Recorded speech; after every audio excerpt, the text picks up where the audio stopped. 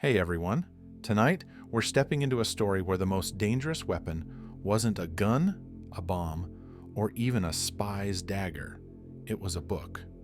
A book so feared it was smuggled like contraband, fought over like a secret treaty, and read in whispers behind closed doors. Its author never asked to be part of the great games of empires, but he became a pawn, a symbol, and a target all at once. This is The Hidden War over Dr. Zhivago, the novel the Soviet Union tried to bury, and the CIA fought to set free. Before we get into it, go ahead and hit like and subscribe, only if you actually enjoy deep, carefully told history that keeps you thinking long after it's over. And tell me in the comments where you're listening from and what time it is where you are. I love knowing which corners of the world are drifting into this story with me. Now, get comfortable. Let your breathing slow. Tonight, we're going back to a world where words could get you killed, and the simple act of turning a page could be an act of rebellion. Under the glare of the late summer sun, the Brussels World's Fair looked like a postcard of peace. Flags from 50 nations fluttered in the breeze, and the clinking of cutlery from outdoor cafes mixed with the drone of tour guides explaining pavilions built to impress the post-war world. But inside the Vatican pavilion, amid displays of ancient manuscripts and Renaissance art, the air was taut with an invisible tension. A man in a gray suit, his face unremarkable, his steps neither hurried nor hesitant, drifted toward a cluster of Soviet visitors. His left hand carried a folded program, but his right hand brushed deliberately against the overcoat of a balding man staring at a gilded Bible. The touch was light, almost accidental, but in that brief contact, something passed from one world to another. A small, cloth-bound book in Russian. The balding man didn't react. He didn't turn his head. He simply shifted his weight, adjusting his coat to hide the weight of the object that now rested inside. The handler kept moving, eyes fixed on the marble floor, as if studying its veins, resisting the temptation to glance back. Somewhere beyond the display hall, the soft creak of leather boots signaled a different kind of presence. Soviet security men, their eyes trained to read guilt in the slope of a shoulder or the dryness of a mouth. They moved in pairs, scanning each face, each bag, each innocuous souvenir. The balding man moved toward the exit, careful not to quicken his pace. The distance between him and the doorway felt longer than any street in Moscow. Beyond the glass doors, the Belgian sun glared on the pavement. He stepped through. Behind him, a voice barked in Russian, sharp and commanding. His spine stiffened, but he didn't turn. The voice called again, closer now. A shadow loomed in the glass. And then, darkness. Before we understand who the man is, before we know why a book could be worth a prison sentence or worse, we must go back to a place where words themselves were dangerous, where one man's sentences were treated like contraband, and where a single manuscript could pull the West and the East into a silent war. In the dacha at Peredelkino, just outside Moscow, Boris Pasternak sat at his desk, pen poised over a sheet of paper that trembled in the faint draft from the window. He had been working on the same novel for years, pouring into it everything the Soviet state had told him to keep hidden, private thoughts, doubts, and a portrait of human life that dared to be more than propaganda. He called it Dr. Zhivago. The party would call it treachery. He had the face of a man who'd spent his life watching what he said, high forehead furrowed in thought, eyes sharp but weary. He had survived purges that swallowed friends and contemporaries, watching fellow writers vanish into the machinery of the state. Each survival was a wound. Those who remained learned the art of silence, but Pasternak had chosen a more dangerous path, the art of truth. Olga Ivinskaya was the one person who could see the whole of him, the quiet, bookish figure who carried the weight of unspoken grief, and the man who believed in beauty so fiercely he would risk his freedom for it. She was his muse, his editor, and his lover, though in the Soviet Union the word lover was a liability in itself. Olga knew what he was writing.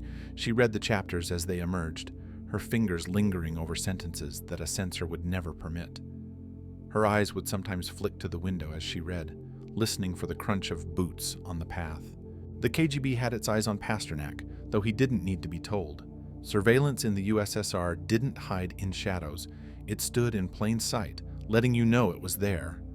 The black Volga that sometimes idled near his lane, the same man at the bread shop 2 days in a row. The glances from neighbors who had once greeted him warmly, but now seemed unsure if they should be seen talking to him. In Paradelkino, the writer's village, the facade was civility.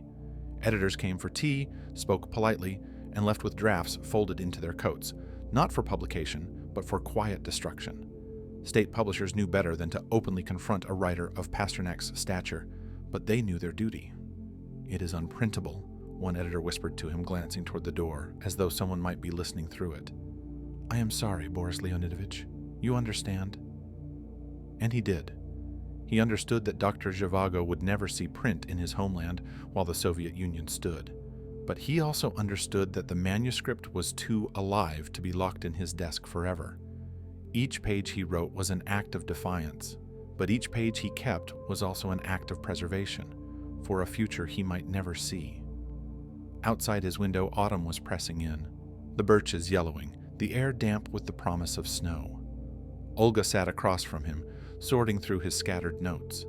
She caught him watching her and smiled faintly. "If it never sees print here," she said softly, "then maybe it will somewhere else."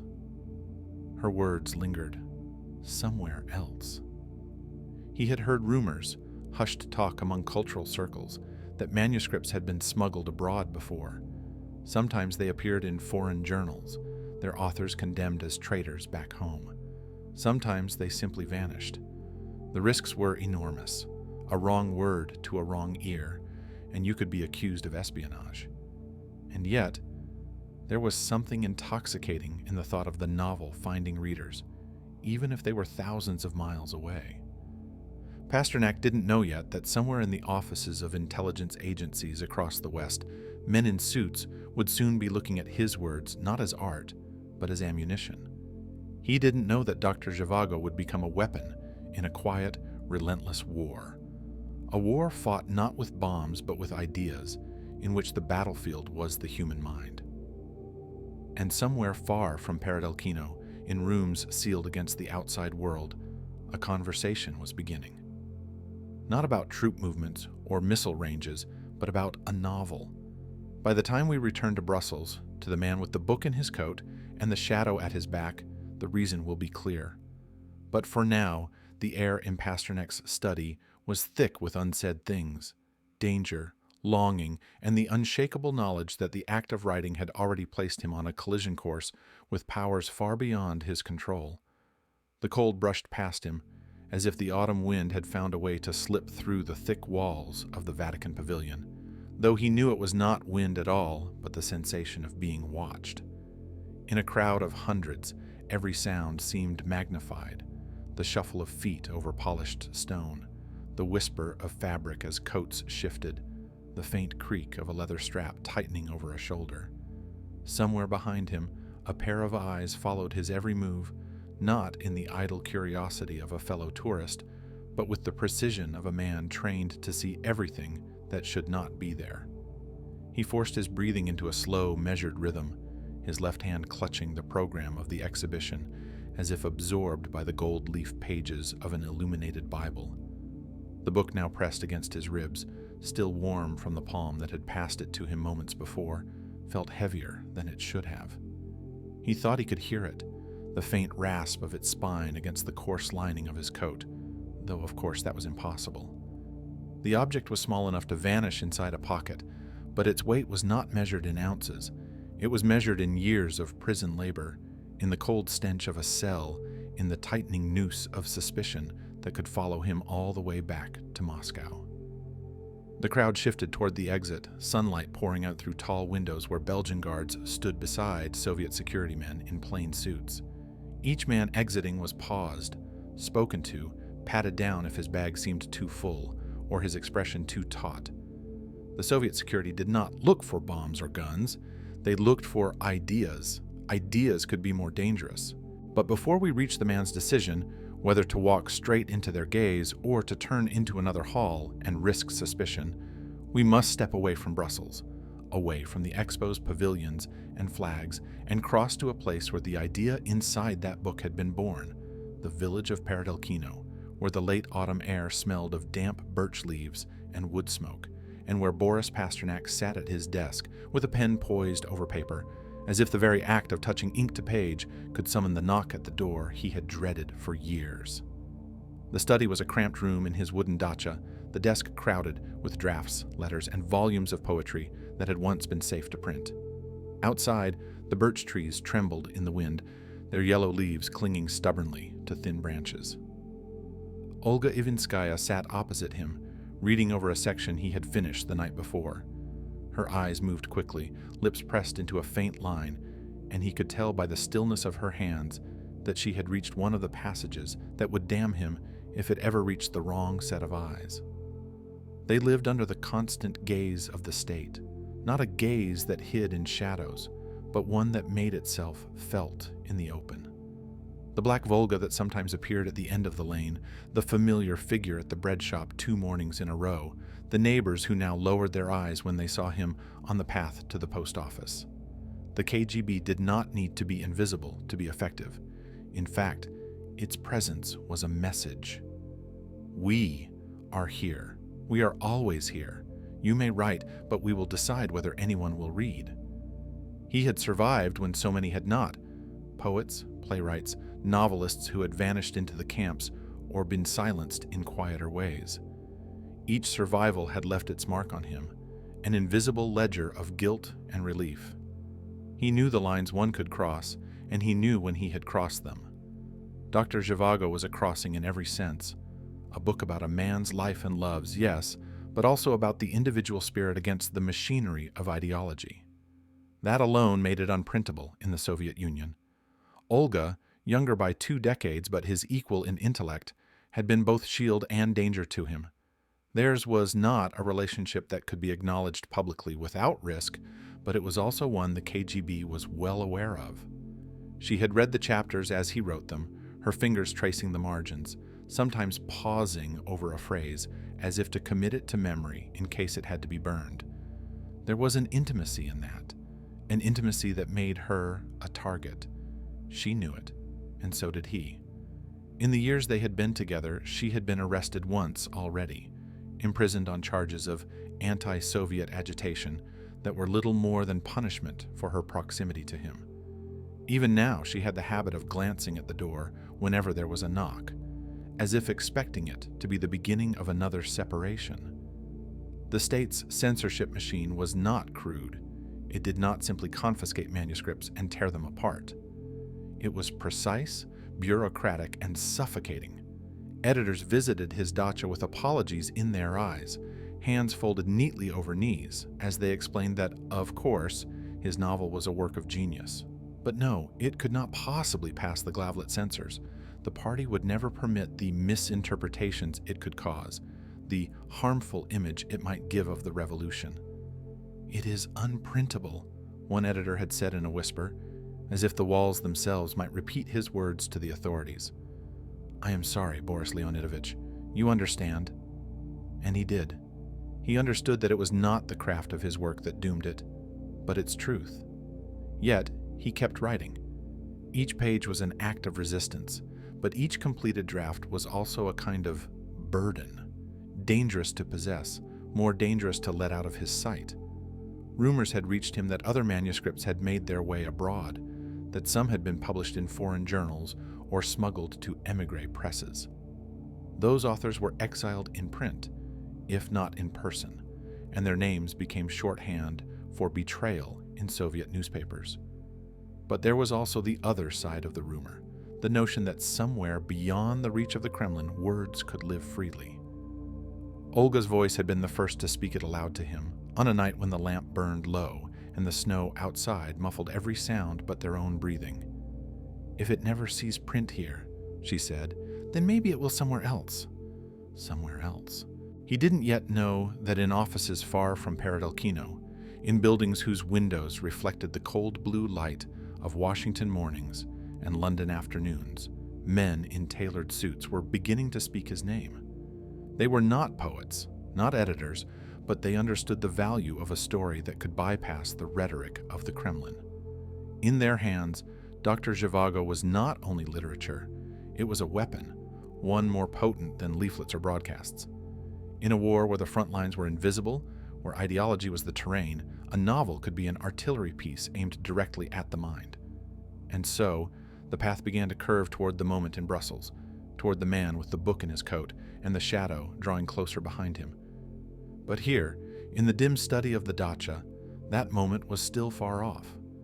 Pasternak set down his pen, flexing fingers cramped from hours of writing. Outside, the birches swayed in the wind.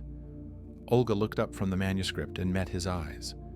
There was affection there, yes, but also something harder, a recognition that the words between them had already stepped beyond the safety of their world.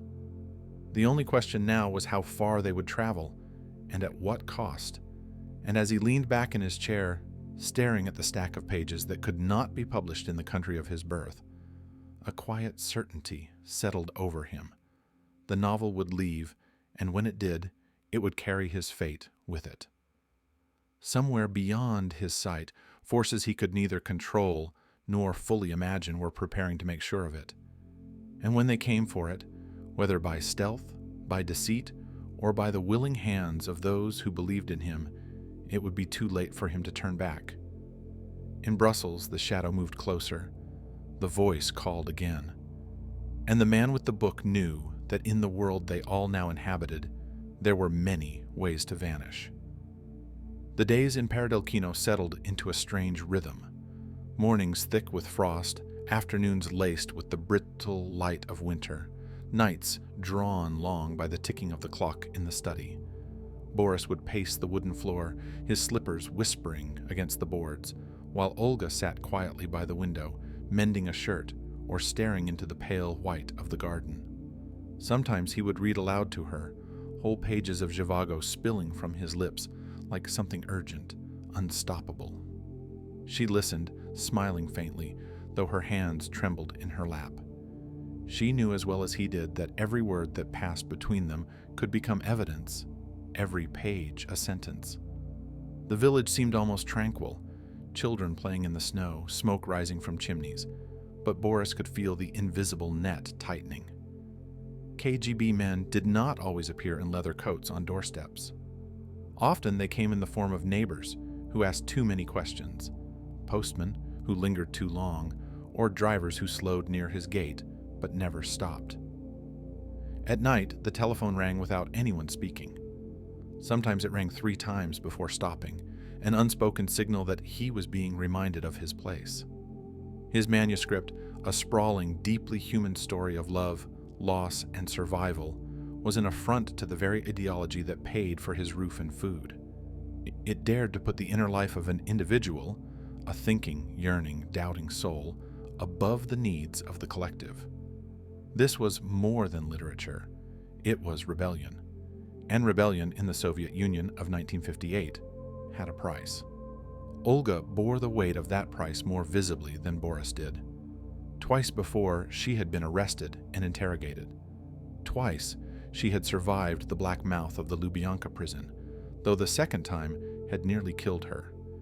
She still carried the cough from the months spent in damp cells, still turned her face away when bright lights flashed too suddenly in the street.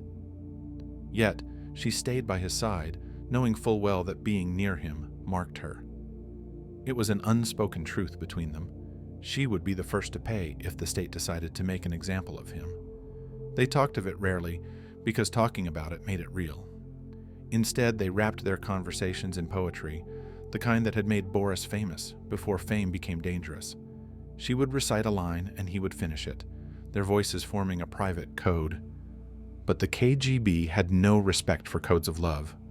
Already, word was spreading in Moscow literary circles that Boris's latest work had been rejected, not for lack of artistry, but for having the wrong kind of soul. Too private, the editors had said, eyes downcast. Too much about individuals, not enough about the collective. One editor, an old friend, had quietly apologized to Boris in his kitchen, glancing over his shoulder as he whispered that the decision had been made at the highest level.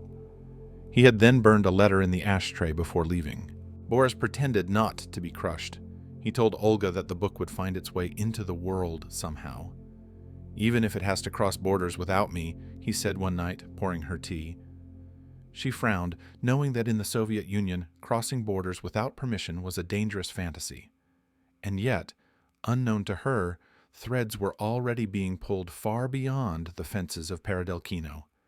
In offices thousands of kilometers away, men with polished shoes and clipped accents were reading reports about him. The CIA had begun to see literature not just as art, but as a weapon, a way to slip past the iron walls of propaganda to plant seeds of doubt in the minds of Soviet citizens. Dr. Zhivago, with its rejection of collectivist dogma and its tender embrace of individual destiny, was perfect for such a mission. But for the book to be used, it had to leave the country first. That meant smuggling, deception, and the kind of invisible war the public never saw. In the meantime, Boris lived under the pretense of normality.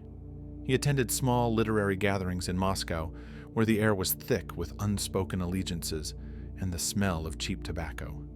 He was greeted with polite applause, though he could see in certain eyes the calculation, who was worth standing near and who might be a liability tomorrow. He noticed which writers seemed to disappear from the room without saying goodbye, and later learned that they had been summoned elsewhere. In one gathering, a man he had not met before shook his hand and held it just a moment too long, his smile not reaching his eyes. Boris had been in the Soviet Union long enough to recognize when someone was memorizing his face. Olga urged him to be careful, to stay away from gatherings that might draw attention. But he told her that retreat would only confirm the rumors. "If they're watching me," he said, "let them watch a man who does not flinch." She wanted to believe his defiance would protect them. Deep down, she feared it would only quicken the fall. The nights grew colder, and so did the visits from friends. Some stopped coming entirely, afraid of being associated with him. He didn't blame them. In Moscow, survival meant knowing when to step away from a man who was about to be pushed. And yet, amidst this tightening noose, a curious thing happened. A letter arrived, not through the official post, but slipped under his door. The handwriting was unfamiliar, but the words inside were precise. "Your work deserves a wider audience. There are people who can help. No name, no address, just a promise, and a sense of danger that lingered in the room long after he folded the paper away." That night, Boris sat at his desk, staring at the snow outside, weighing what it would mean to answer such an offer. He knew instinctively it would require stepping into a shadowed world, one where his pen would become a weapon in a war he could never publicly acknowledge. Somewhere in the darkness, the decision was already forming. And somewhere far away, in rooms lit by green desk lamps, strangers were waiting for his reply. The winter of 1957 was not kind to Paradelkino. Snow lay heavy on the crooked pine branches, the air cutting and clean, but inside Boris Pasternak's study, the weight was not just meteorological, it was political, and it pressed on the chest like a lead plate. Each time a car crunched over ice on the lane outside, his pen paused, his breath halted, eyes flickering toward. Out of the window, Olga, still in her coat from the short walk over, would glance up from her seat and search his face. She could tell by the tightening around his eyes whether the visitor would be a neighbor, a comrade in letters, or an unwelcome messenger from the state. By now, they had their own unspoken code. 2 taps of the table meant hide the papers, 1 meant relax. He tapped twice, far too often. The manuscript sat in a stack of battered pages bound with fraying twine. Its contents, a sprawling, aching love story set against the chaos of revolution and civil war, were in direct contradiction to the party's preferred narrative. In its silences and digressions, it undermined the heroic inevitability of the Bolshevik triumph. Pasternak knew it. So did the handful of trusted friends who had read it. So, in a colder and more calculating way, did the men who sometimes loitered at the edge of his lane. The KGB had long since placed him on a list, not as an enemy outright, but as something more dangerous, a figure of influence whose pen, left unchecked, could plant doubts in millions. Rumors had reached him that Moscow's literary gatekeepers had been instructed to smother Dr. Zhivago before it could take a public breath. Every editor he approached in the capital returned the same rehearsed regret, eyes darting to the office door, voices low, as though the walls themselves might inform on them. "Boris Leonidovich, it's impossible," they would murmur, some with genuine pain, others with a touch of relief. He understood. They were choosing their own survival, but each refusal added to the silent funeral procession of truth he watched pass daily through Soviet letters. At night, Olga would read passages aloud by the fire, her voice dipping into the cadences of Laura's longing. The world outside might be frozen, but inside, the warmth was thick with something both defiant and fragile. Yet that same intimacy was tinged with constant dread. Olga had already paid dearly for her association with him, having been imprisoned once before under the suspicion that her closeness to Pasternak was an opening for Western infiltration. She bore it without bitterness, but he could feel the debt in every glance between them. He knew that finishing the novel, attempting to see it into the world, could mean another cell for her, perhaps one she would not leave alive. It was during one of those evenings that a knock came. 3 sharp raps. They froze. Not the neighbor's pattern, not the postman. Olga extinguished the lamp while Pasternak slipped the twine-bound bundle into the false bottom of a desk drawer. The man who stepped inside was not in uniform, but everything about his presence was official. His coat, the faint scent of cigarette tobacco laced with the damp wool of Lubyanka's corridors, the way he did not sit until Pasternak gestured. "You understand," the man said without preamble, "that this work of yours will never be published in the Soviet Union. It does not serve our people." The tone was calm, even paternal, but in the pause that followed hung the unspoken addendum, "And if you persist, you may not serve them either."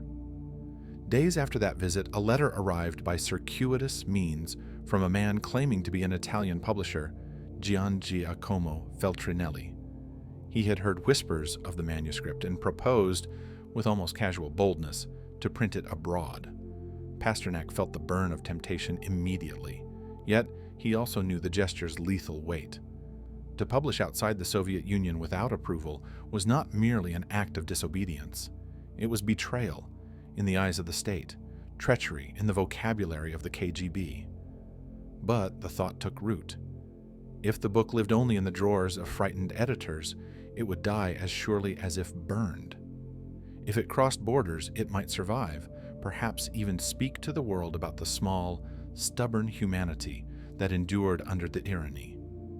Pasternak did not yet know that far away, in quiet rooms on opposite sides of the Atlantic, men in tailored suits and women with impeccable cover stories were already discussing him, not as a poet or a novelist, but as an opportunity. In London, MI6 saw the manuscript's potential as a cultural grenade lobbed over the Iron Curtain. In Langley, the CIA's Soviet Rayon Russia division imagined it as something even more refined, a weapon that could bypass censors, infiltrate hearts, and erode loyalty from within. Neither service had met the other's eyes on this plan yet, but a shared instinct was forming. The book must leave the Soviet Union, and it must do so invisibly, without alerting the KGB until it was too late. The challenge was formidable. Smuggling a stack of typed pages across the heavily monitored borders of the USSR was not simply about slipping them into a suitcase.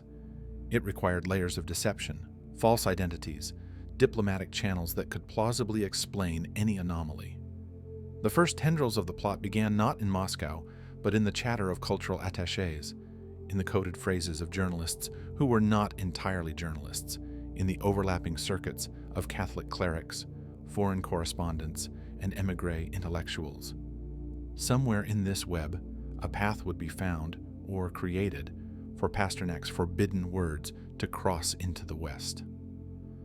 Olga sensed the shift in him before he spoke of it. One evening, his eyes lingered on the manuscript with a look she hadn't seen before. Not just pride, but resolve, and the faint tremor of fear that comes with stepping onto a tightrope. In the months that followed, his home became an unmarked frontier. Visitors came under the guise of discussing poetry or translation, but their conversations carried other freight. They would leave with nothing visible, yet perhaps a folded page concealed in a coat lining, a memory of a sentence to be reconstructed later, a commitment to carry something precious further along the chain. Each handoff was a risk, each mile a test of loyalty and nerve. Pasternak himself was shielded from the details, partly to protect him, partly because the fewer people who knew the exact route, the safer it would be. Yet, even as the plan inched forward, the noose tightened. A neighbor confided that 2 new repairmen had taken up residence near the lane, their eyes too sharp for plumbing work. Olga's post was opened, resealed. Pasternak's phone line carried the faint, telltale hum of an extra ear. It was only a matter of time before the state sensed the current running under the surface. But in another capital, a British case officer pored over a thin dossier labeled with Pasternak's name, while across the ocean, a CIA cultural operations chief traced a finger along a map of Eastern Europe and said simply, "We'll use the fair in Brussels. Nobody will suspect a book there." The 2 currents, one in Moscow, one in the West, were drawing closer, unseen by each other yet destined to collide in the open air of 1958. And when they did, the book would no longer be just a story. It would be a coded defiance slipped into the bloodstream of the Cold War. The Vatican was an odd choice for a battlefield in the Cold War, but perhaps that was the genius of it. Rome's heart beat with old secrets and quiet diplomacy, and in 1958, its walls concealed more than holy relics. MI6 had already been whispering in corridors lined with frescoes, testing the water with discreet inquiries about cultural outreach, religious diplomacy, and the plight of persecuted writers. The cover story was as elegant as it was plausible. The Church wished to preserve a great literary work of Christian moral resonance, denied publication in its author's homeland. Behind the ecclesiastical courtesy lay the shadow work of handlers, couriers, and watchers who knew the Soviets would brand this as outright theft of the state's soul. Langley had been hesitant at first. The CIA preferred methods with steel teeth, not fragile pages, but their cultural operations wing saw a different kind of weapon in Pasternak's prose. The Kremlin's tightening ideological noose could be loosened by an idea slipped under the skin of the Iron Curtain. And what better weapon than a story that quietly undermined the myth of the Soviet paradise? MI6 argued that the Vatican channel would offer both credibility and cover. Priests could travel where diplomats could not. Missionaries were waved through customs with less scrutiny than journalists or businessmen. And the Russians, for all their suspicion, still hesitated to publicly humiliate the Church in a way that might draw the Vatican's global flock into anti-Soviet outrage. The planning meetings were exercises in controlled paranoia. MI6 officers in Rome sipped coffee in shadowed cafes, careful never to meet in the same place twice. A CIA cultural attaché, whose official portfolio listed him as an agricultural trade advisor, passed between them like a ghost, too low-level to draw attention, yet connected enough to slip into Vatican offices without leaving a diplomatic trail. They spoke in coded fragments, never the full truth in one sitting. The manuscript was referred to as the shipment, and Pasternak became the gardener, Reduce, a nod to Yuri Zhivago's love of nature. The Vatican's willing intermediary, a Monsignor with fluency in Russian and a past in the diplomatic service, was known only as the Shepherd. In Moscow, the first stage of the plan was already in motion. A trusted contact within the Italian embassy, not a diplomat, but a clerk whose loyalty was bought with the promise of safe passage for a cousin trapped in East Germany, had been selected as the bridge. His job was simple in theory and nearly suicidal in practice: receive the manuscript from Pasternak's circle, conceal it in an official diplomatic pouch, and ensure it traveled to Rome under Italy's sovereign seal. Diplomatic pouches, by law, could not be searched, but the Soviets were known to accidentally damage or lose them when something inside smelled of dissent. If the KGB caught wind of the true nature of the shipment, there would be no legal immunity, just a sudden vanishing into Lubyanka's basement. Meanwhile, Pasternak himself was kept deliberately ignorant of the details. He knew someone outside the Soviet Union would see his work. He even suspected the Vatican. But he dared not ask too many questions. In his world, knowing was a liability. The less he could reveal under interrogation, the longer his life expectancy. He focused instead on final edits, touching each page as though it were a fragile child he might never see again. Olga Ivinskaya, under house arrest in spirit, if not in law, worked quietly beside him, hiding her fear in the precision of her typing. Each keystroke echoed like a distant hammer on a coffin lid. The manuscript, already copied onto onion skin paper to reduce bulk, was divided into sections to minimize the risk of total loss if one portion was intercepted. These would be reassembled in Rome, where the Vatican's printers could produce a limited edition in the original Russian. It was not for commercial sale, at least not yet, but for targeted distribution. MI6 wanted copies in the hands of Russian émigrés, students, and travelers in Europe, who could then smuggle them back across the Iron Curtain in train compartments, hidden in clothing, or buried in luggage under harmless-looking, Soviet-approved literature. As spring melted into summer, the operation's tension wound tighter. Surveillance on the Italian embassy in Moscow intensified. The KGB had grown aware of unusual traffic patterns, certain visitors arriving and leaving at odd hours, a few mid-level clerks suddenly living more cautiously. The CIA suspected a leak, possibly from within the British ranks. MI6 denied it, but the suspicion hung like a bad smell. Every contact was revetted, every courier's backstory double-checked. The Vatican's Monsignor began receiving anonymous warnings in Rome, scraps of paper slipped under his door. "They are watching. Do not proceed." Whether it was Soviet intimidation or a rival service trying to spook him was impossible to say. Yet the prize was too great to abandon. Inside the agency's Cultural Warfare Division, they began drafting the second phase before the first was even complete, using Dr. Zhivago not only as a book, but as a psychological wedge. The plan was audacious. At the upcoming Brussels World's Fair, the Vatican Pavilion would serve as a discreet distribution point for select Soviet visitors, providing them with copies under the guise of cultural exchange. There, in a neutral and bustling international setting, the West could place Pasternak's forbidden words directly into the hands of the people they were meant for. But between Moscow and Brussels lay a gauntlet. The manuscript still had to be extracted from under the eyes of the KGB. Every day that passed without word from the Italian clerk tightened the knot in the handlers' stomachs. In Pasternak's dacha outside Moscow, the birch trees whispered in the summer wind, masking the sound of footsteps on the gravel path. Olga glanced from her desk toward the window one evening and froze.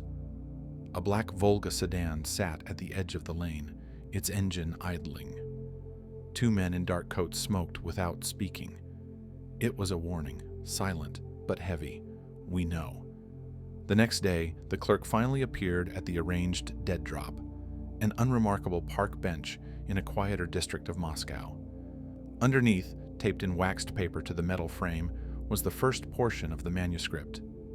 He slid it into his diplomatic pouch with hands that trembled more from the weight of the moment than the chill in the air. If the KGB stopped him now, his fate would be sealed. But as he walked away, the Volga was gone. In Rome, the shepherd waited. In London, MI6 sharpened its plans. In Langley, the CIA counted the hours. Somewhere in Moscow, the KGB's files thickened with fresh notes. The race had begun in earnest, and in this race there were no second chances. Only the thin line between history and disappearance. And far away, in a room no larger than a prison cell, Boris Pasternak picked up his pen and wondered if he would live to see his own words free. The morning light in Rome spilled across St. Peter's Square like liquid gold, pooling between the columns and flooding the cobblestones where pilgrims shuffled and murmured in dozens of languages. But inside the Apostolic Palace, far from the open air, the air felt thick and airless, muffled by centuries of whispered confessions and political bargaining. In a small chamber lined with bookcases and smelling faintly of incense and old paper, two men sat across from each other at an ornate table, one in the black cassock of a Vatican diplomat, the other in a tailored suit whose precise cut spoke of Savile Row and a certain discretion that came with British training. Neither man had spoken for a full minute, letting the noise of the piazza outside fade into the background hum. The manuscript, wrapped in plain brown paper, rested on the table between them like an unexploded shell. It was MI6's Rome station chief who finally broke the silence, his voice low and free of ornament. "If we're to move it, it can't pass through the usual diplomatic pouch. Too obvious. The Soviets watch anything Vatican sends east."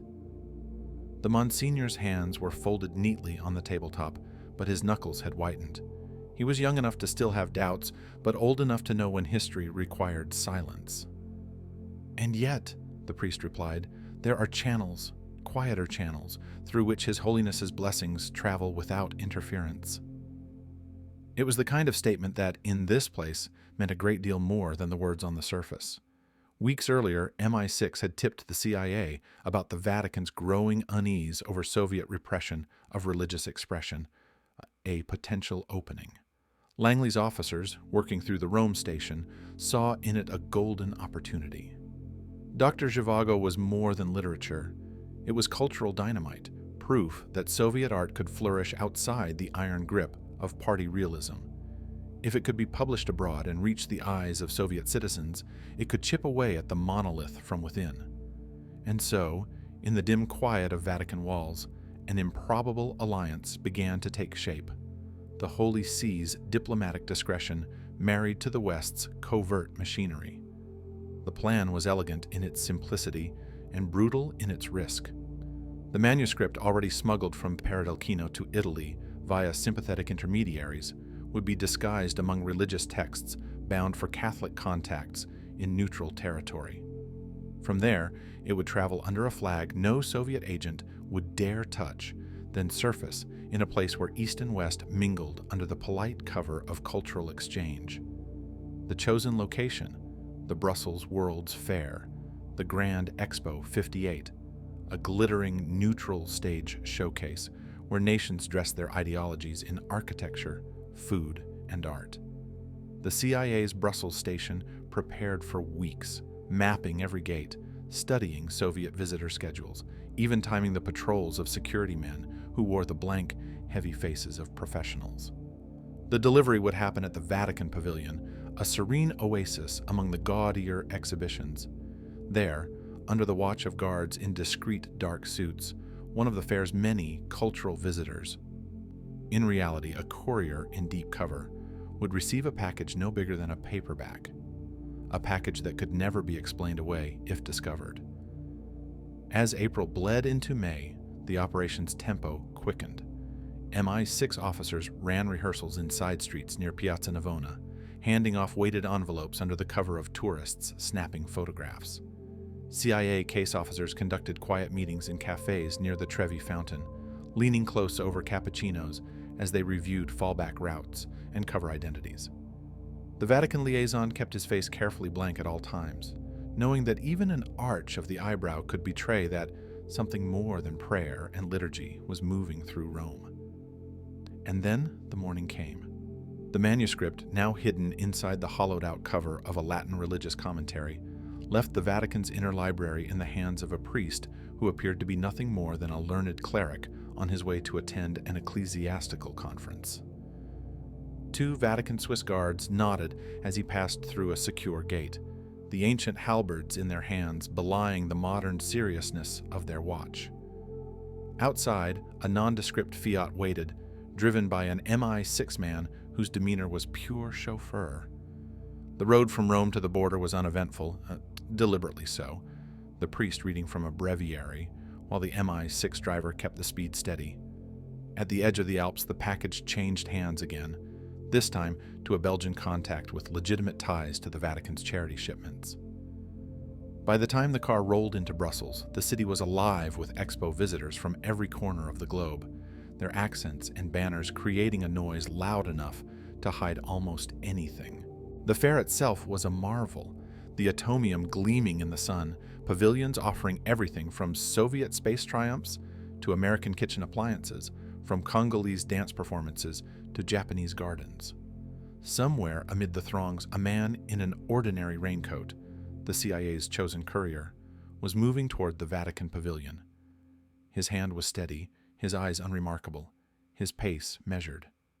Somewhere in the crowd, Soviet security men, the KGB's own cultural attachés, scanned faces with predatory precision.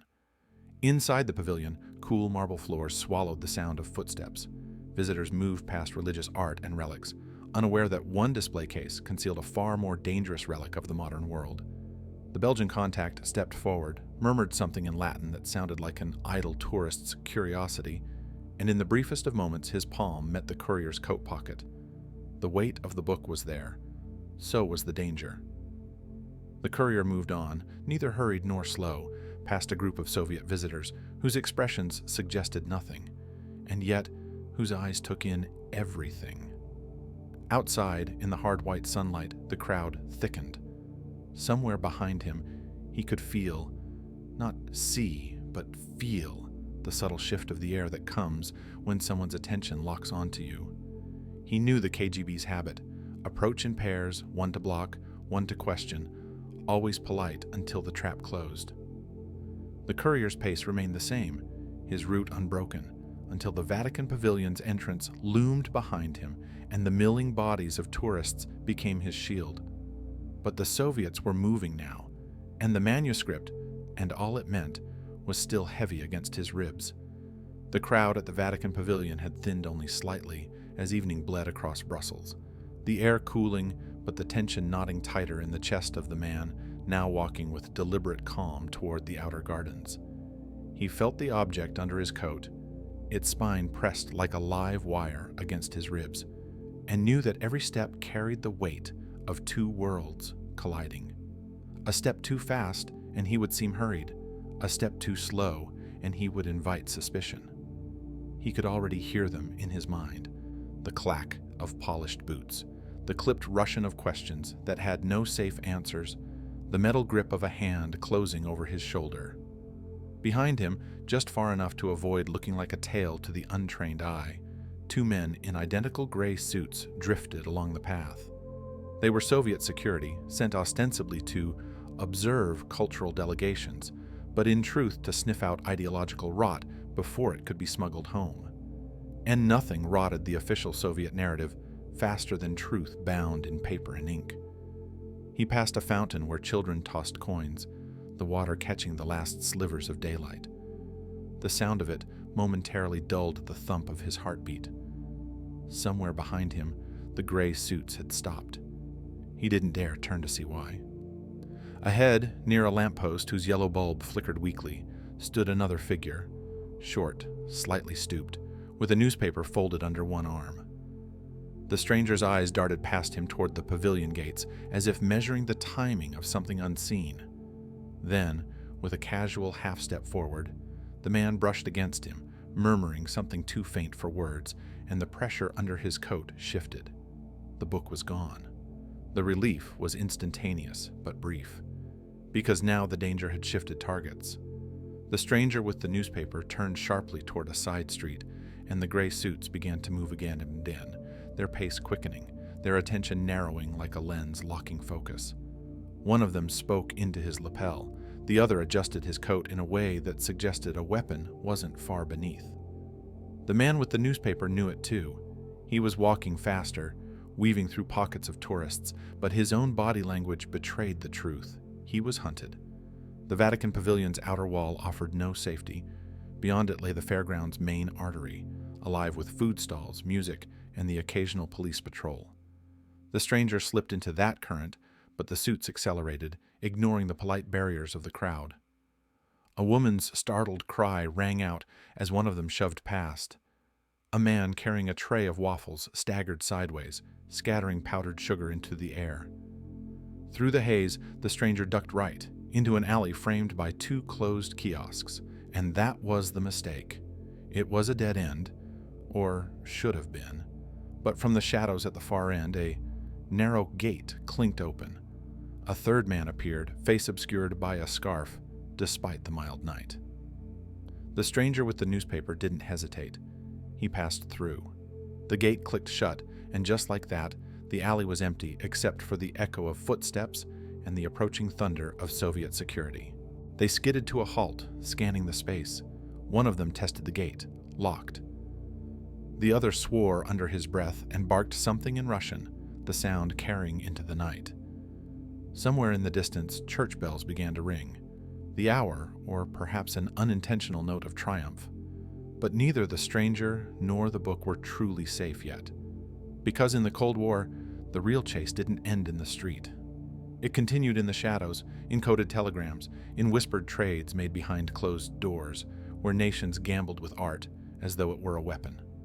And in 1958 Brussels, on that damp cobblestone path behind the Vatican pavilion, the first move of that game had just been played. The CIA handler had been watching from a cafe terrace across the street, a small porcelain cup of espresso cooling between his fingers as he tracked the handoff from the corner of his vision. The moment the newspaper man disappeared through the gate, he leaned back in his chair. But the satisfaction was short-lived. He saw the gray suits fan out, their frustration masked only by the mechanical discipline drilled into them. One spoke into his lapel again. That was the problem. The channel wasn't clean. Someone on their side, Vatican or otherwise, had been compromised enough to alert Soviet security before the exchange was even complete. He didn't bother finishing the coffee. The handler stood, dropped a coin onto the saucer, and slipped into the side street, merging with the fairground crowd.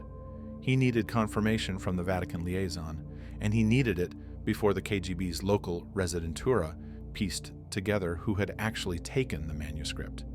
The gate the stranger had used led to a network of service corridors beneath the pavilions, one of the few parts of the fair that wasn't on any public map.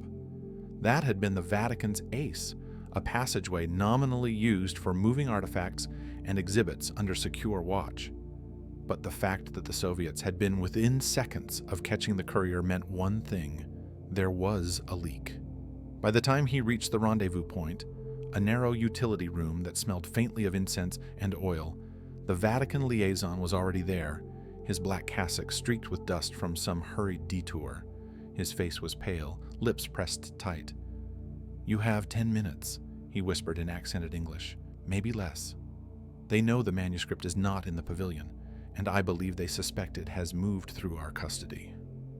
The handler closed the door behind them. "Then, the Brussels handoff is burned."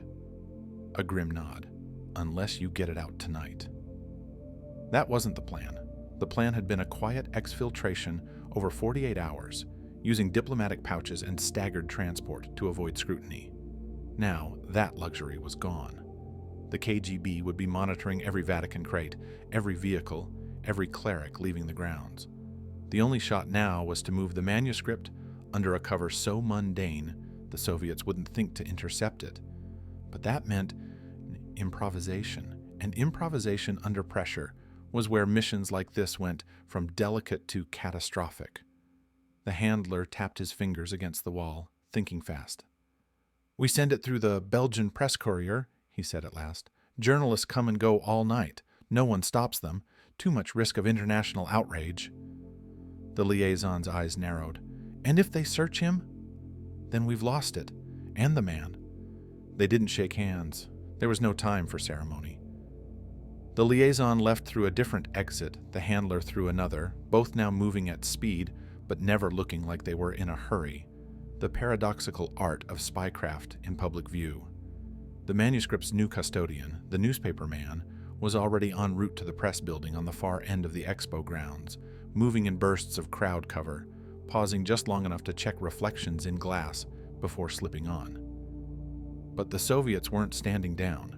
The gray suits had been joined by two more, one of them carrying a camera case that the handler knew was no camera at all. That case held a compact radio rig, the kind used to coordinate interception teams without tripping Belgian police channels. They were building a net. By the time the courier reached the edge of the press building, the Soviets had closed half the gap.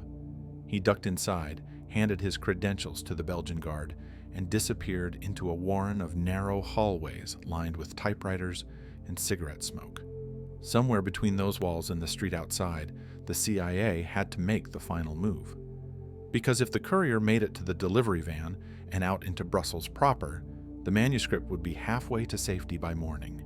If he didn't, if the Soviets caught him in those cramped corridors, the Vatican channel would be blown forever, and a single book would become an international scandal.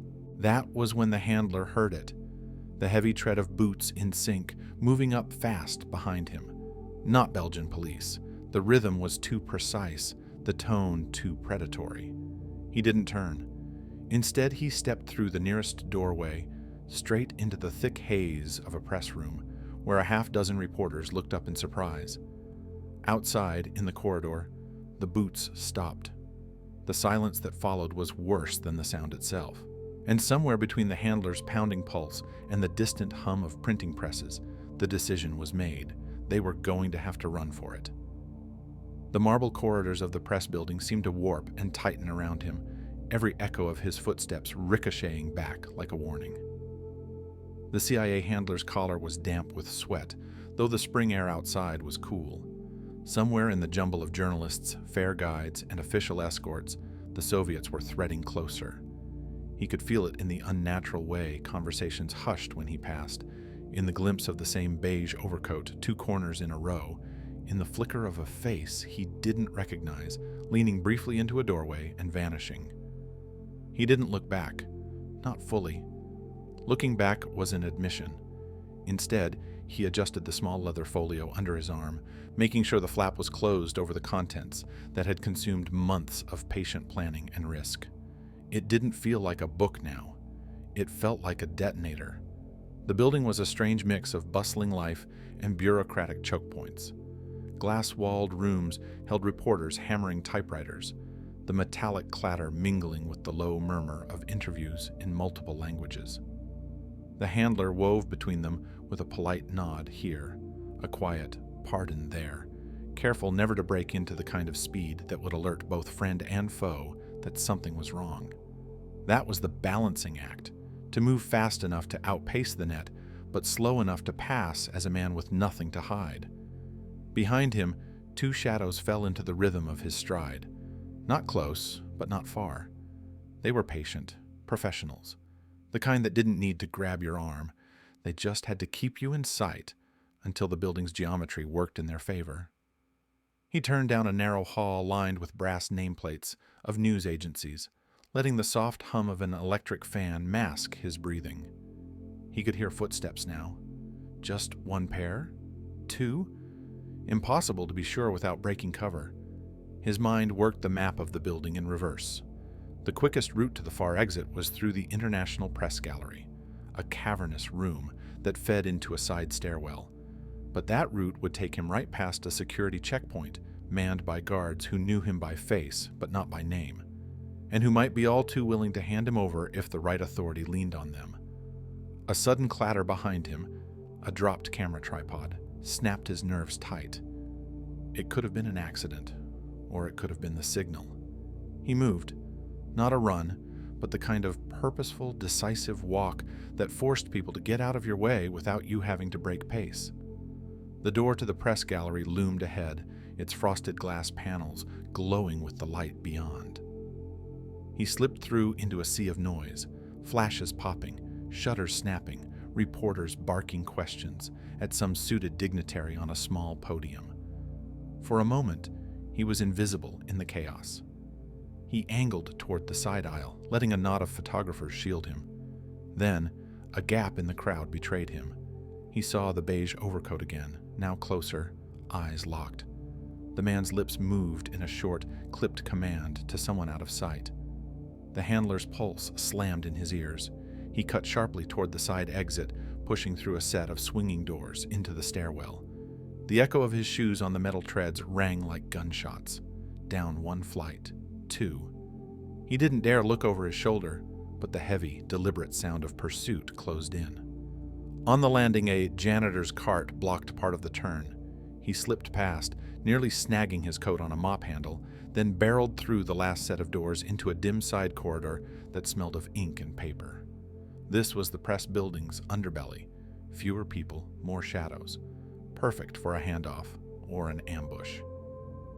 And then, a figure stepped out from an unmarked door ahead, cassock swaying, silver cross catching the light, Vatican envoy, right on time, or disastrously too late. The handler's eyes darted to the corners, the blind angles. Somewhere behind him, a door slammed. He had seconds to decide: hand off the manuscript here and risk the Soviets seeing the exchange, or keep moving and risk never making the handoff at all. He stepped forward. The envoy's hand emerged from the folds of black fabric, palm open. Footsteps pounded at his back. The handler didn't so much decide as surrender to momentum. The folio slid from under his arm into the envoy's palm in one smooth, practiced motion, their eyes locking for the barest instant in mutual recognition and fear. No words, no nod. The envoy pivoted, cassock flaring, and vanished through the door behind him like a shadow folding into itself. The handler was already moving again, because the footsteps were not just close now, they were here. A hand grazed his coat, fingers clawing for purchase, but he twisted, letting the fabric slip through their grasp as he drove himself down the corridor. He knew he'd just bought the envoy maybe 30 seconds, a minute at best, before the Soviets realized the handoff had happened and split their pursuit. The press building's basement was a maze, a tangle of service tunnels and loading bays, and he plunged into it without hesitation, knowing that hesitation was death. Behind him came a barked order in Russian, then the scuff and slam of multiple pairs of shoes on the linoleum floor. He risked a glance back. Two of them now, one tall, one stocky, both with the kind of coiled precision in their movement that marked them as trained hunters. He hit a service door at the end of the corridor, shoved it open, and was hit by the smell of newsprint and oil. The loading dock was lit by a single swinging bulb, crates stacked high, shadows stretching into the corners. Somewhere to the left, a delivery truck idled, the driver leaning against the cab smoking, oblivious. Somewhere to the right, a dead end. No time to think. The taller pursuer burst through the door behind him, face unreadable but eyes locked, while the stockier one split off, cutting diagonally across the room to flank. The handler ducked between two crates, heart jackhammering in his chest, knowing they'd box him in within seconds if he didn't break their rhythm. He spotted a narrow gap between stacks, barely shoulder width, and threw himself into it, scraping fabric and skin as he forced his way through. The stocky one cursed. He'd lost visual, but the tall one was faster, following into the gap like a striking snake. The handler burst out the other side into the open air of the rear alley, the cool breeze like a slap. Somewhere above, a church bell chimed the hour, and in his mind it was a countdown, not a clock. He sprinted left, shoes hammering on the cobblestones, breath tearing at his throat. Behind him came the echo. One set of footsteps, fast, relentless. The tall one. Always the tall one. He knew the envoy was now somewhere inside, slipping into the Vatican's cloistered channels, but that victory meant nothing if they caught him.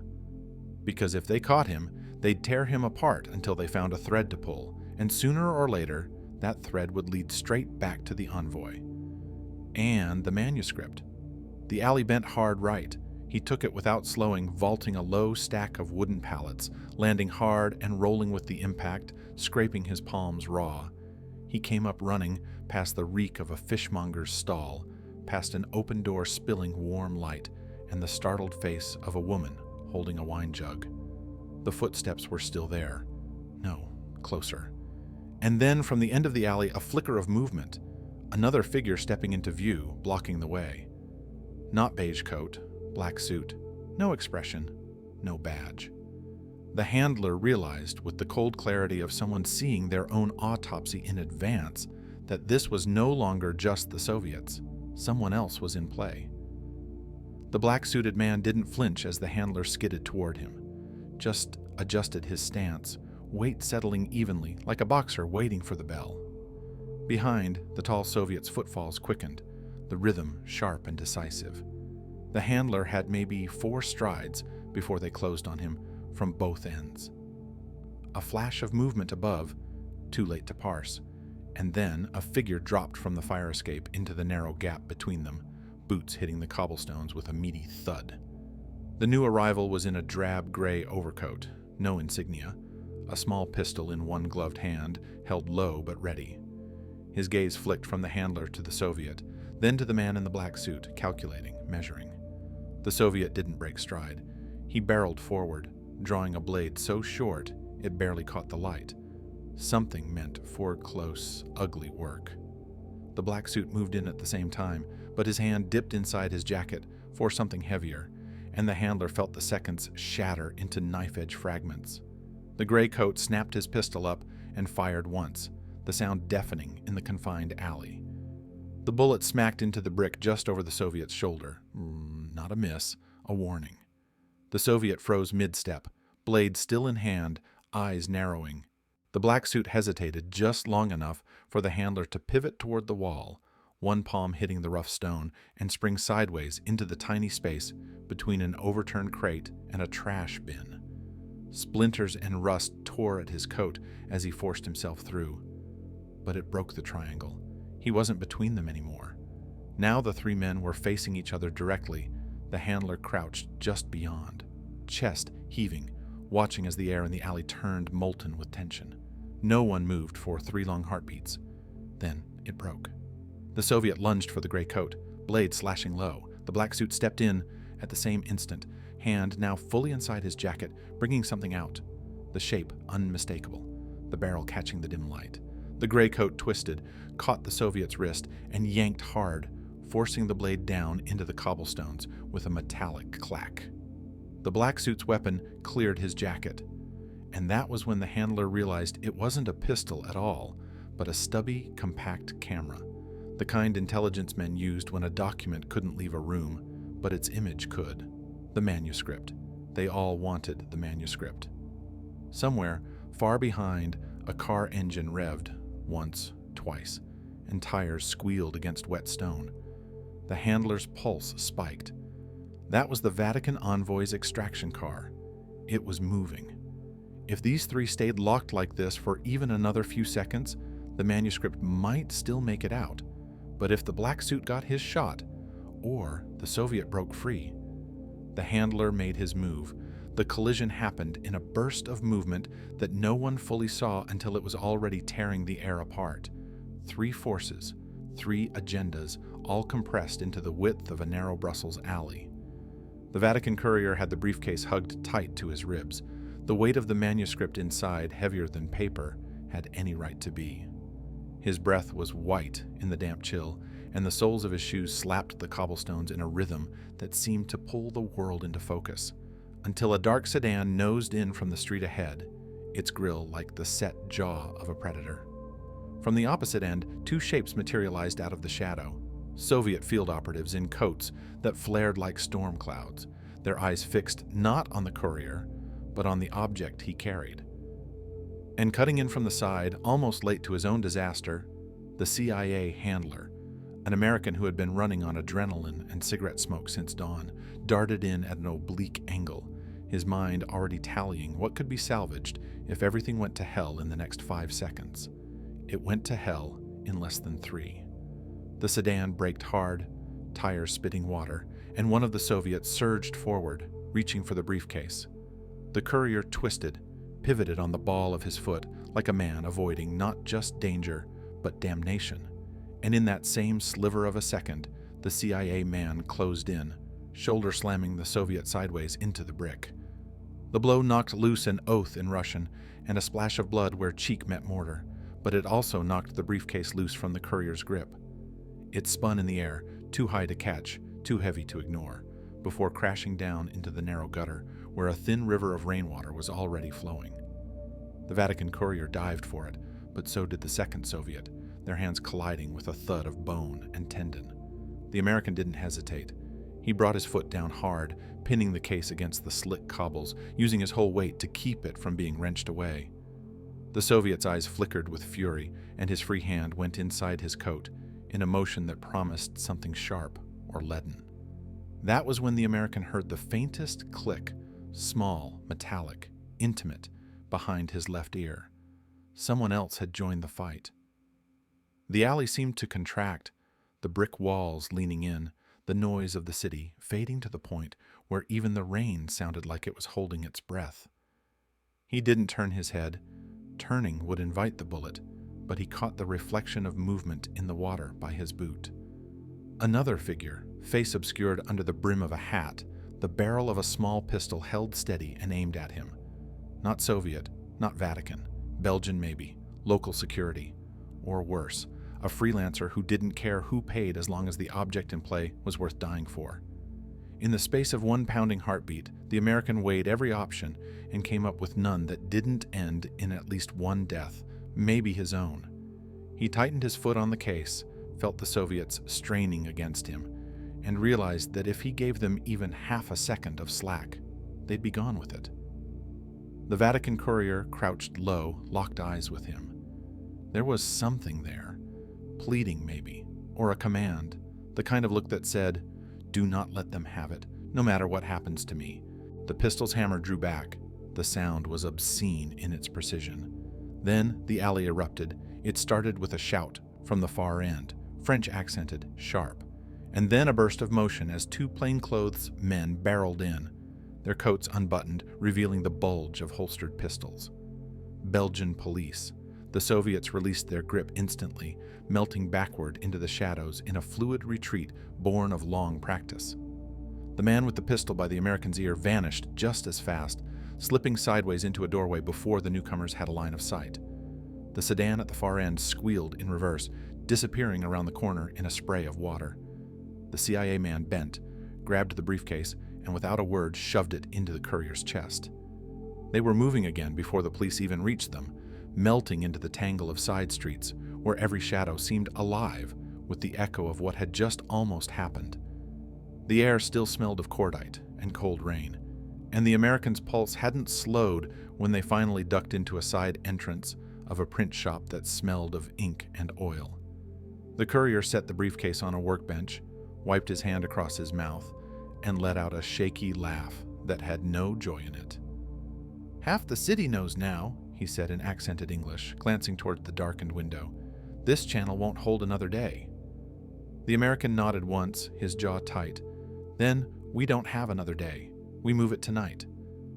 And somewhere in the streets outside, invisible in the damp evening fog, the Soviets were already recalculating.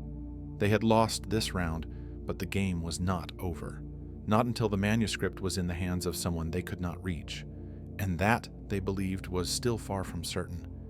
The echo of footsteps in the narrow back streets had not yet faded when the first wave of realization crashed over the handler that what they'd just pulled off in Brussels had only bought them minutes, not safety. The manuscript was no longer a fragile bundle in someone's coat. It was now a living, pulsing liability, a beacon drawing in every predator in the game. Somewhere out there, KGB surveillance officers were recalibrating, working their informants, sniffing through diplomatic pouches, piecing together the impossible, that the Soviet Union's most precious piece of literature was about to be paraded into the West as a weapon of cultural defiance. The handler's breath came shallow, half from the run, half from the knowledge that even the Vatican channel, the one route they thought untouchable, was fraying fast. There had been whispers earlier in the day of a breach. A low-ranking aide in the Curia suddenly reassigned, papers removed from his desk without explanation. It wasn't confirmation, but in this world, an unexplained move in Rome could be as good as a death sentence for the operation. The plan had been elegant. Manuscript to Vatican diplomatic pouch, Vatican to Rome. Rome to a sympathetic Catholic contact in Brussels. Brussels to neutral territory where it could be copied and moved into the hands of publishers. But elegance was for the planning stage. Now they were in the reality stage, where plans bled. What made it worse was the sound, somewhere behind them, steady and unhurried, the kind of rhythm that belonged to professionals who knew they had time. The handler knew that if he broke into a full run, he'd be confirming suspicion. So he slowed, forcing his breathing into a controlled rhythm, feeling the weight of the manuscript through the layers of another man's coat.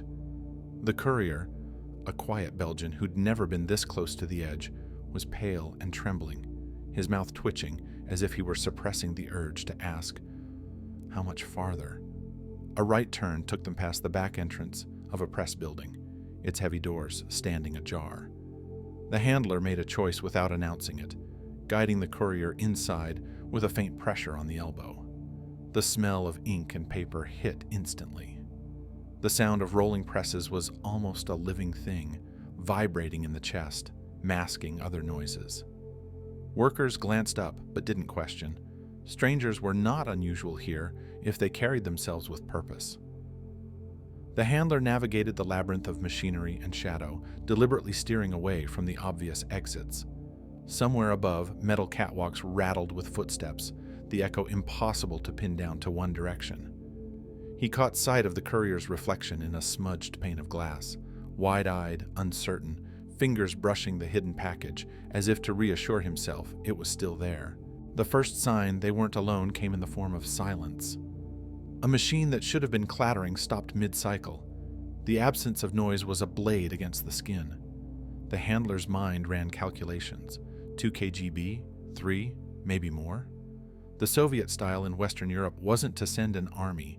It was to send the right men to the right corners, box the prey without ever letting them realize until it was too late. Somewhere behind the still press, a door clicked.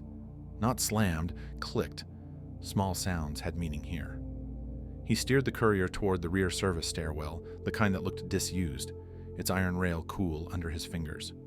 They descended slowly, aware that a misstep would echo. Halfway down, the courier faltered, whispering something about leaving the manuscript hidden here, in the building, until things cooled. The handler shut it down without words, just a hard look. The risk wasn't that the KGB would find it. It was that someone else, someone who didn't even understand what they had, would sell it to the first interested party. This was no longer about safety. It was about momentum. If they lost it now, every sacrifice made to get it this far would dissolve into nothing. The alley beyond the service door was a narrow vein between brick buildings, slick with a recent drizzle. The handler's shoes found the slick spots instinctively, minimizing noise. They'd made it 5 steps when another set of footsteps joined the rhythm, not behind this time, but ahead.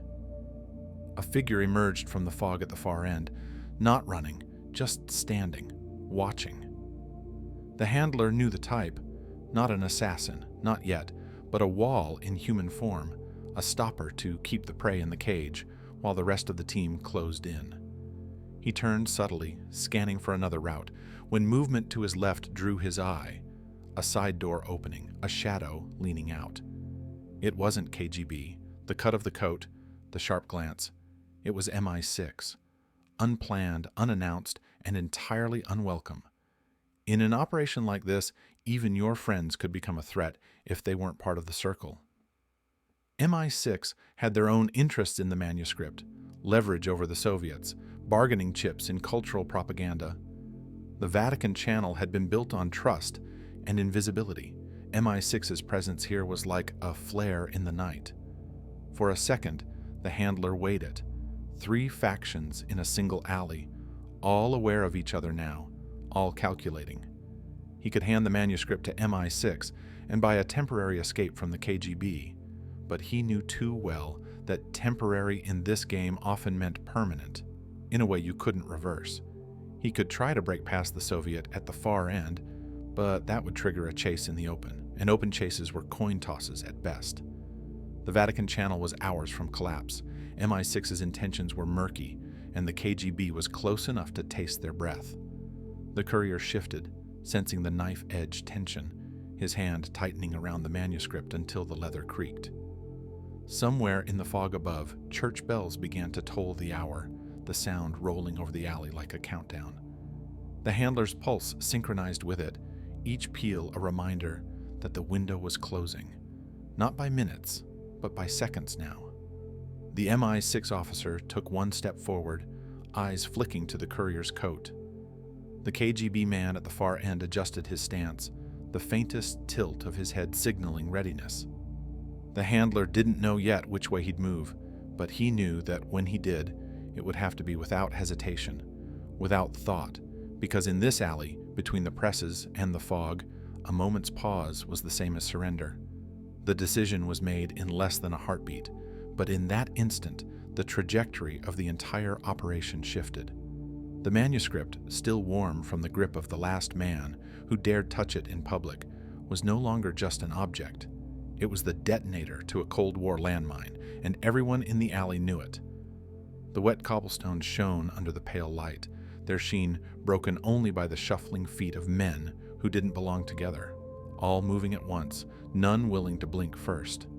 The courier from the Vatican channel clutched the satchel like it was his own heartbeat, the CIA handler reading the whites of his eyes for a signal that wouldn't come, while the MI6 observer calculated angles, distances, and the odds of anyone making it out clean. And then there were the Soviets, two visible, one not, lingering at the edges like the slow tightening of a noose. It was the missing man that mattered most, the one no one could see but everyone felt, his presence like a blade's shadow just before the cut. The air in the alley was damp, smelling faintly of rain and printer's ink, and for a strange fleeting moment, it was silent enough to hear a single drop slide from the eave above. Then everything broke. The first move came from the invisible Soviet, emerging from a doorway as though the night had coughed him out.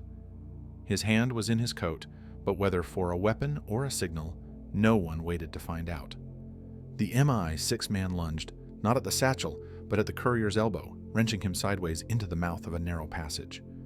The courier gasped, more from surprise than pain, and the satchel's strap jerked taut across his chest. At the same time, the CIA handler moved in the opposite direction, body checking one of the visible Soviets into the wall, the impact reverberating through brick and bone. The second Soviet closed the gap fast, his eyes locked on the bag, his hand outstretched as if simply touching it could reverse everything that had been set in motion. It was chaos in miniature, compressed into the width of an alley, a flurry of shoves and half-strikes where no one dared draw a gun. Not here, not with the press building's back entrance just meters away and journalists inside who would smell a story the way wolves scent blood. The satchel was now half over one man's shoulder, half in another's grip, the leather creaking under the strain. Someone swore in Russian, someone else in Italian. Feet slipped. A knee slammed into a thigh, and then the courier did something no one had accounted for. He let go, not just of the strap, but of the whole mission in that heartbeat, relinquishing his responsibility as if the weight of it had burned his hands. The satchel hit the ground with a dull, heavy sound, and all four men froze, staring at it as though it might explode. It was the MI6 man who broke the spell, scooping it up in a movement so quick it seemed to skip frames in reality, pivoting toward the passage with the CIA handler already covering his retreat. Behind them, the Soviets regrouped fast, one darting forward, the other pulling what looked like a folded sheet of paper from his pocket. Only it wasn't paper. It was the edge of a map, creased and worn, the kind that gave you two things at once, the route forward and the names of those who might block it. The CIA man didn't care. His mind was on the fact that they'd just traded stealth for speed, and in Brussels, speed drew eyes. They burst into the narrow passage, the sound of their shoes echoing in the tight space, the courier trailing behind them now like an afterthought, his role reduced to little more than a man who'd seen too much. The passage spat them out onto a side street where a battered Peugeot idled, its driver flicking ash from a cigarette without looking up. The MI6 man yanked the door open, shoved the satchel inside, and barked something too low for the handler to catch. The driver nodded once, then floored it, the car lurching forward with the scent of burning oil. That was when the handler saw the reflection in a shop window. One of the Soviets, closer than he should have been, hand to his ear like he was calling in the next wave. The handler didn't shout. He didn't have to. The MI6 man had already drawn his conclusions, the narrowing of his eyes saying more than any words could. The Vatican channel wasn't just compromised, it was hemorrhaging. Someone inside had betrayed them, and if the Soviets were already this close, it meant the betrayal had happened before the handoff, maybe even before the manuscript had left Italy. The car jolted as it hit a curb, the satchel sliding on the seat between them. the edges of the manuscript's wrappings visible where the leather had torn. The MI6 man's gaze lingered on it for a fraction too long, as though weighing whether it was worth the risk they'd just taken, whether a work of fiction, no matter how damning to the Soviet myth, was worth the lives that might now be forfeit. In the back seat, the courier was silent, staring out the window as if counting the lampposts they passed. The handler caught his reflection in the glass, saw the sheen of sweat at his temple, the twitch of his jaw. It was the look of a man who knew his part in the story wasn't over, even if he wished it were. The MI6 man broke the silence, voice low and sharp, saying they had one chance left and it wasn't going to come through the Vatican anymore. They'd have to burn the route, sever the ties, and pray the Soviets didn't close the net before they reached the fallback point. The handler asked what that point was. The MI6 man didn't answer, not directly. He just said, "Where they'll least expect us to be." But as the Peugeot rattled through the wet streets of Brussels, the handler couldn't shake the thought that the Soviets already knew exactly where that was. And somewhere behind them, in the shadows they'd just escaped, a phone would be ringing, the call already placed, the next move already set in motion. The game wasn't over, it was just narrowing into a corridor from which there would be no turning back. Under the low amber haze of a Rome evening, the safe house door trembled with 3 deliberate knocks, the pattern they had agreed upon only days earlier. Yet now each beat carried the faintest quiver, as if the knocker's hand was not entirely steady. Inside, the air was thick with cigarette smoke and the acrid smell of old typewriter ribbon, and the men at the table froze, their eyes darting to the sound. The Vatican contact stepped forward, shoulders squared, but there was a subtle stiffness in his movements, as though he was bracing for whatever would step through that door. The CIA man to his left mouthed something. 2 words, unspoken but unmistakable. "It's early." They were not expecting this delivery until nightfall, and in an operation where timing was everything, being early was often worse than being late. The latch lifted. A thin priest slipped inside, shutting the door quickly behind him, his cassock slightly rumpled and damp with sweat. His eyes scanned the room with a furtive desperation that set every nerve on edge. Without preamble, he reached into the folds of his garment and withdrew the package, not wrapped in the neat brown paper they had used before, but instead in a crumpled cloth, as though it had been hastily hidden and smuggled out under duress. The CIA man took it, and in the brief exchange of weight from one hand to another, they all felt it. The strange heaviness of pages whose value could not be measured in currency. But even as the priest passed it over, his voice was a hoarse whisper. "You've been compromised." The words landed like a silent explosion. No one moved, the priest's gaze fixed on the Vatican contact, then on the MI6 operative at the far end of the table. "There's a name," he said, barely audible. "One of yours or one of theirs. It doesn't matter anymore. They know the route. They know Brussels." The MI6 man swore under his breath and reached for the phone, but the CIA operative shook his head sharply. Phones were dead now. The net was already closing. The plan, the carefully choreographed final leg to move Dr. Zhivago from Italy into a discreet Belgian press for limited printing, had been in motion for weeks. Now, with one warning, it was already collapsing. Brussels had been chosen because it was neutral ground, a city hosting the upcoming World's Fair, where the sudden appearance of a Russian novel banned in the Soviet Union would cause a diplomatic ripple through every Cold War capital. The Americans wanted that ripple to become a wave, to roll across Europe and crash onto Soviet shores. But the Soviets had caught the scent, and if the priest's warning was true, they were already positioning to cut them off before the book crossed another border. The Vatican contact leaned in, voice low and deliberate. "We don't cancel, we adapt." His tone was the kind of quiet authority born from years of moving messages, money, and men through a continent that always seemed to be balancing on the edge of another war. "We change couriers, change transport, change the press, tonight." The MI6 man gave a tight nod, already pulling a small notebook from his coat. one of the kind where pages could be burned in seconds. He started scribbling alternative routes, each one more dangerous than the last. By midnight, the operation was no longer about caution. It was about speed. The manuscript, not the typed copy, but the manuscript annotated by Pasternak's own hand in places, his marginalia carrying the pulse of a man who knew every word might be his last act of rebellion, was now being moved by a pair of couriers who had never worked together before. One was a seasoned MI6 runner with a talent for vanishing in train stations. The other, a young woman with Vatican diplomatic credentials that could get her through checkpoints most couldn't even approach. They set off separately, their paths only intersecting once, in a quiet siding outside Milan, where the transfer was made under the shadow of freight cars, the only sound the hiss of brakes and the distant bark of a guard dog. But the Soviets were closer than they realized.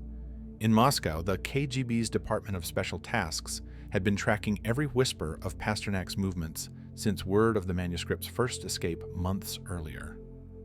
Now, reports were landing on desks in the Lubyanka, intercepted chatter from Rome, unusual movements of known Western operatives in Italy and Belgium, and one detail that sharpened every order. The novel would appear in Brussels before summer's end. That was enough to unleash a new directive. Pasternak's friends and associates began disappearing from their flats under the cover of night. His dacha outside Peredelkino was suddenly ringed with maintenance workers whose tools looked suspiciously like surveillance equipment. The message was unspoken but clear. He might be beyond their reach for now, but everyone he cared about was not. Meanwhile, in a converted print shop outside Antwerp, the presses were being prepared in secret. It was not a full printing run, that would come later, but a limited, exquisitely bound set of copies meant for immediate distribution to journalists, literary critics, and select cultural figures who could amplify the impact.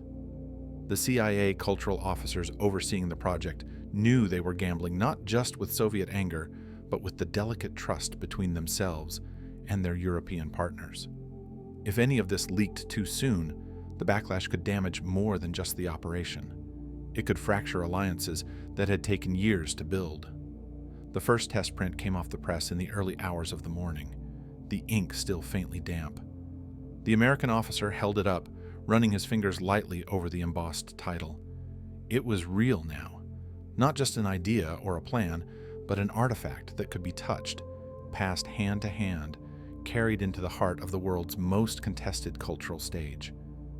But as he looked at it, the Vatican contact stepped beside him, voice grave. "We've got less than 48 hours before they're here." He didn't need to explain who they were. The Soviet embassy in Brussels was already sending staff to the fair's organizing committee, pushing for security changes that would conveniently make certain exhibits harder to access. Pasternak himself was unaware of the specifics, but he could sense the tightening noose. Letters from abroad were arriving slower, and some never arrived at all. Friends spoke to him in the garden in careful, fragmented sentences, glancing toward the trees as though expecting them to have ears. Then, one night, a knock at his own door, not the KGB this time, but a friend from the literary circle, eyes alight with the kind of joy only danger can sharpen. She told him without details that his book was already beyond Soviet reach, that within days it would be read in a language and a city he had never seen. Pasternak's face, lined from years of quiet resistance, broke into something between pride and dread. "It will destroy me," he murmured, "and it will save me."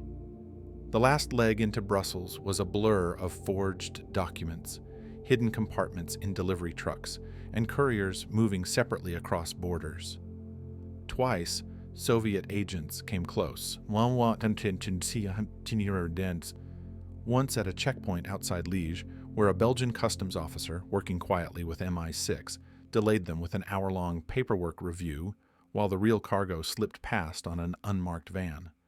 When the manuscript finally reached the fairgrounds, it did not go directly to any public display. Instead, it was placed in a small, unassuming pavilion run by the Vatican, ostensibly dedicated to religious literature, but with a single locked case inside. The day of the unveiling, the fairgrounds were teeming with diplomats, journalists, and curious visitors. Somewhere among them, Soviet eyes were scanning, searching for a breach they could close. But at a quiet moment, the glass case was unlocked, and the first copy of Dr. Zhivago, printed in the West, free of Soviet censorship, was placed inside. It did not shout its presence. It simply existed, and that was enough. Photographs were taken. Articles began to appear within hours. By nightfall, the story was moving through wire services in multiple languages. A novel the Kremlin had tried to bury was now on display for the entire world to see. In Washington, Langley's Cultural Operations Desk received the cable with a terse line, "Delivery successful, impact immediate." In Moscow, the reaction was swift and furious. Orders went out for new restrictions on all correspondence to Pasternak. Friends were summoned for questioning. One of his translators was quietly reassigned to a remote post in Central Asia. The Americans and British celebrated the cultural victory, but in the safe houses and back rooms where the operation had been born, no one was celebrating yet. They knew the Soviets would not let this stand unanswered, and the cost might still be paid in silence years later. The book had crossed the border, but the war it had just entered was far from over. The knock on the door was not loud, but it was the kind that froze the air in the room, deliberate, rhythmic, and final. It came only days after the quiet word had reached him. The book was out. Somewhere beyond Soviet borders, his story was breathing without permission, and now the KGB had come to make him account for it. Pasternak sat at his desk, his pen halfway through a sentence, his heart unsteady. He had always imagined that the moment would be loud, perhaps violent, but the reality was worse. It was calm, cold, and patient. When the door opened, the two men who stepped inside were not strangers to him. They had visited before, under the pretense of conversation, yet every word had been an interrogation in disguise. This time, there was no disguise. The first one spoke without raising his voice, saying that certain foreign enemies had taken an interest in his manuscript, and that this interest could have unpleasant consequences for him and for those close to him. They did not accuse him outright, not yet, but the precision of their questions left no doubt. The Kremlin knew, and it was only deciding how to respond. In the days that followed, the retribution began, not with his arrest, but with the tightening of an invisible noose around his life. Friends he had known for decades stopped visiting, their absence a silent message that they could not afford to be seen with him. Neighbors who once offered polite greetings now turned their eyes away, aware that walls had ears and glances could be recorded. The phone rang at odd hours, the caller never speaking, only listening, letting him know he was never truly alone. The KGB's most effective punishment was not immediate imprisonment. It was the slow erosion of safety, the knowledge that harm could arrive at any moment and might well strike someone he cared for instead of him. Then came the announcement that would ignite a storm.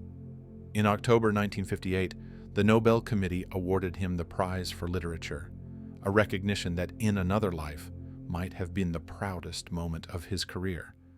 The Kremlin saw it for what it was, an act of ideological warfare.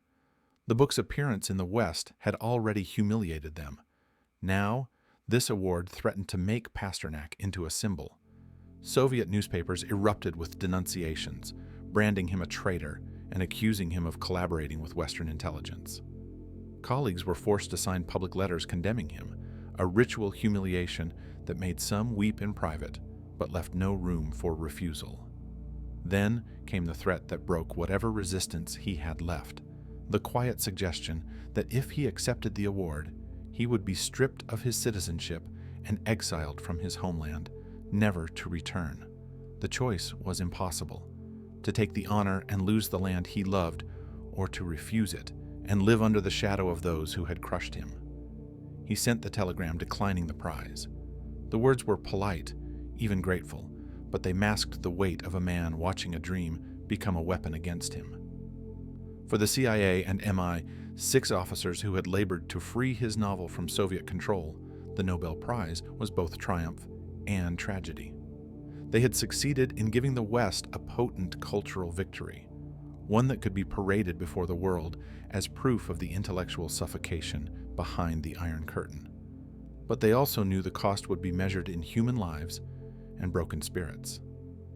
The Vatican channel that had carried the manuscript was now under heavier scrutiny, and one of its couriers disappeared on a train journey between Paris and Milan, never seen again. In Washington and London, the success was folded neatly into reports and celebrated in quiet briefings. But in the field, it left an ache that did not fade. Smuggling the book had felt like a mission of light. Watching its author suffer for it felt like complicity in a wound. Yet, the story did not die. In the years that followed, the CIA expanded its cultural programs, using literature, art, and music to wage a quieter war. One fought not with bullets, but with ideas. Pasternak's novel was only one weapon among many, but it was perhaps the most symbolic, because it was not written to serve as propaganda. It was personal, human, and vulnerable, and precisely for that reason, it was dangerous to a regime built on controlling narratives. Each copy that circulated in the West was a reminder that the Soviet Union could not entirely command the voice of its own artists. The emotional toll was heavier on those who had been closest to the smuggling operation. Some retired early, claiming illness that was never clearly defined. Others could not speak of the operation even decades later, their silence less about secrecy and more about guilt. They had done what they believed was right, but the rightness had been complicated by the suffering it unleashed. Intelligence work was rarely clean, but this case had left a residue that clung to the conscience. Pasternak lived out his final years under a kind of quiet siege. He was not imprisoned, but he was kept close, watched constantly, and denied the freedom to travel or publish as he wished. The government did not need to destroy him physically. It simply reduced the borders of his world until they fit within the walls of his home. In 1960, illness claimed him, though some whispered that neglect and constant psychological strain had played their part. His funeral, though meant to be a subdued affair, became an unplanned act of defiance. Hundreds gathered, many reciting lines from his poetry aloud, their voices rising like a quiet rebellion against the silence imposed on him in life. The KGB agents present noted every face. For years afterward, his novel continued to circulate in the West, its origins and journey increasingly mythologized. Official Soviet editions would not appear until the late 1980s, by which time the Cold War was in its final decade. When archives were eventually opened, the truth of the operation emerged, cables, memos, and first-hand accounts revealing how Western intelligence had played a role in bringing the book to light. Public reaction was divided.